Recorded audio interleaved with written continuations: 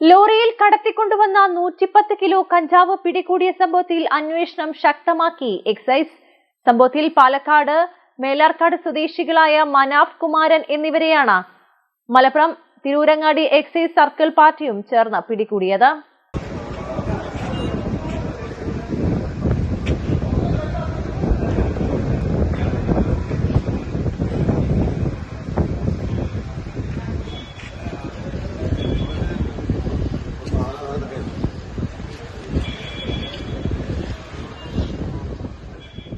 ദേശീയപാതയോരത്ത് കൊളപ്പുറത്ത് വെച്ചാണ് national permit ലോറിയിൽ കടത്തിക്കൊണ്ടുവന്ന കഞ്ചാവ് എക്സൈസ് പിടികൂടുന്നത്. 110 കിലോ കഞ്ചാവാണ് അന്വേഷണ ഉദ്യോഗസ്ഥർ പിടിച്ചെടുത്തത്. സംഭവവുമായി ബന്ധപ്പെട്ട് പാലക്കാട് മേലാർക്കോട് സ്വദേശികളായ മനാഫ് കുമാരൻ എന്നിവരാണ് അറസ്റ്റിലായവർ. മലപ്പുറം എക്സൈസ് എൻഫോഴ്സ്മെന്റ് സ്ക്വാഡിലെ ഉദ്യോഗസ്ഥരും തിരൂരങ്ങാടി എക്സൈസ് സർക്കിൾ പാർട്ടിയും ചേർന്നായിരുന്നു പരിശോധന. കഞ്ചാവ് പിടിച്ചെടുത്ത സംഭവത്തിൽ അന്വേഷണം ശക്തമാക്കിയിരിക്കുകയാണ് excise. Assistant excise commissioner T Anilkumar, സ്ക്വാഡിലെ എക്സൈസ് ഇൻസ്പെക്ടർമാരായ T R. Mukesh Kumar, S. Madhusoodanan Nair, K V. Vinod, ഉദ്യോഗസ്ഥരായ എസ്.ജി. സുനിൽ, മുഹമ്മദ് അലി, സുബിൻ, വിശാഖ്, കെ. രാജീവ്, വിനോജ് ഗാൻസേട്ട് എന്നിവരാണ് അന്വേഷണത്തിന് നേതൃത്വം നൽകിയത്. Thiruvangad excise circle inspector Madhusudan പിള്ളയുടെ നേതൃത്വത്തിലുള്ള സംഘമാണ് കഞ്ചാവ് പിടിച്ചെടുത്തത്.